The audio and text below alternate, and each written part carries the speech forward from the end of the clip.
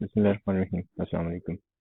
It's a short video और इसमें हम बात करेंगे कि लीज्ड एसेट अगर सवाल में कहीं आ जाए और डेप्रिसिएशन, तो इसको हम कैसे डील करते हैं टैक्स के सवाल में। अच्छा, इसमें पहले हम इसको ऐसा करते हैं ना कि डेप्रिसिएशन को पहले डिसाइड कर लेते हैं कि इसके केस में क्या होता है। आपको क्वेश्चन में जो इन्फॉर्मेशन दी हुई होती है ना, वो प्रॉफिट बिफोर टैक्स ये दी हुई होती है, कोई फिगर XYZ। सो ये जो प्रॉफिट बिफोर टैक्स है, इसके बारे में आपको ये पता होना चाहिए कि इसमें वो सारे एक्सपेंसेस माइनस हुए हुए होते हैं जो कि अकाउंटिंग के प्रिंसिपल्स के मुताबिक आपको अलाउड हो। ठीक है जी। सो वो IFRS हो सकते हैं, वो कोई भी लोकल स्टैंडर्ड्स हो सकते हैं। तो ये जो फिगर आपको दी हुई होगी ये अकाउंटिंग के कवानीन के मुताबिक होगी, और अकाउंटिंग में डेप्रिसिएशन एक बहुत इंपॉर्टेंट एक्सपेंस होता है ना। ये जो डेप्रिसिएशन है इसकी कैलकुलेशन उन्हीं प्रिंसिपल्स के मुताबिक होती है जिन प्रिंसिपल्स के मुताबिक ही प्रॉफिट में से माइनस हुआ हुआ है।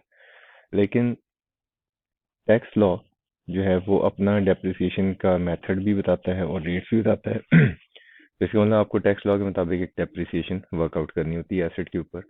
क्योंकि प्रॉफिट बिफोर टैक्स में से वो ऑलरेडी माइनस हुई हुई है, तो इसलिए ये वाली डेप्रिसिएशन हम इस प्रॉफिट में दोबारा ऐड कर देते हैं। और टैक्स लॉ के मुताबिक जो डेप्रिसिएशन वर्कआउट होती है उसको माइनस कर देना होता है। तो ये डेप्रिसिएशन का मामला, तो ये जो हल हो जाता है, और जो प्रॉफिट की फिगर है वो इन दो एडजस्टमेंट्स के बाद एक ऐसा प्रॉफिट आ जाता है जो कि जिसमें डेप्रिसिएशन एक्सपेंस टैक्स लॉ के मुताबिक अकाउंट फॉर हुआ हुआ होता है। Now will talk about leased asset के लीज्ड एसेट अगर हो तो फिर क्या होता है। तो लीज्ड एसेट के केस में आपको कैफ 2 लेवल के ऊपर जो सिनेरियो आएगा वो डेफिनेटली उस वो सिचुएशन होगी जिसमें आपने लीज पे एसेट लिया हुआ होगा। So you will always be a lacy. ठीक है, क्योंकि जो लीजिंग कंपनीज होती हैं जो लीज पे देती हैं एसेट, वो यूजुअली उनका टाइप ऑफ पर्सन कंपनी होता है। कंपनी का टैक्सेशन नहीं है, वैसे भी स्पेशलाइज्ड बिजनेस होते हैं, तो इसका टैक्सेशन तो आपके सिलेबस में नहीं है। तो इसका सिनेरियो तो आपको नहीं आएगा एग्जाम में, आपको ये वाला सिनेरियो आएगा कि आपने कोई एसेट लीज पर लिया होगा। तो जब आपने एसेट लीज पर लिया हुआ है तो अगेन आपको जो फिगर दी होगी वो प्रॉफिट बिफोर टैक्स की दी हुई होगी। अगेन ये प्रॉफिट बिफोर टैक्स में से वो सारे एक्सपेंसेस माइनस हुए हैं जो अकाउंटिंग के रूल्स के मुताबिक हैं, और अकाउंटिंग के प्रिंसिपल्स अलाउ करते हैं कि जब आप लीज पर एसेट लें तो उसकी डेप्रिसिएशन को एक्सपेंस आउट कर लें, और दूसरा जब आप लीज की इंस्टॉलमेंट पे करें तो जो इंस्टॉलमेंट में दो अमाउंट्स होती हैं, एक प्रिंसिपल अमाउंट यानी कि असल, और उसका मार्कअप यानी इंटरेस्ट। तो अकाउंटिंग जो है वो मार्कअप को एक्सपेंस मानता है। ठीक हो गया जी?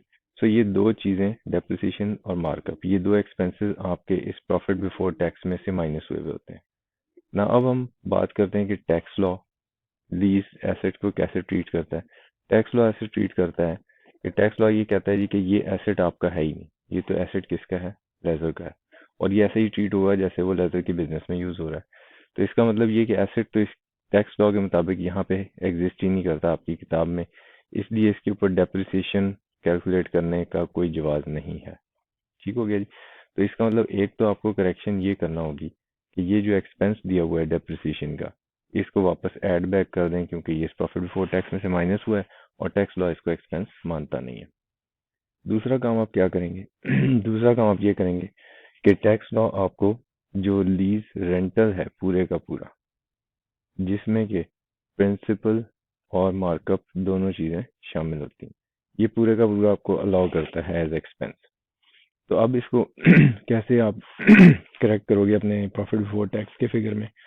उसकी करेक्शन का तरीका ये होगा कि मार्कअप तो ऑलरेडी माइनस हुआ है प्रॉफिट बिफोर टैक्स में से, सो ये तो कॉमन एक्सपेंस है जो दोनों जगह एग्जिस्ट कर रहा है।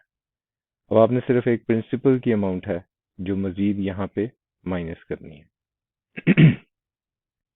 ना ये एडजस्टमेंट करने के दो तरीके हो सकते हैं। एक तरीका ये जो मैंने अभी आपको बता दिया है, और एक और जो सेकंड मेथड जो भी मैं यहाँ पे आपको बताने लगा हूँ वो क्या होगा, वो ये हो सकता है कि आप ये मार्कअप का expense, so first thing you do is कि ये जो डेप्रिसिएशन है इसको ऐड बैक कर दें प्रॉफिट बिफोर टैक्स में, दिस डेप्रिसिएशन, और ये जो मार्कअप एक्सपेंस है इसको भी ऐड बैक कर दें।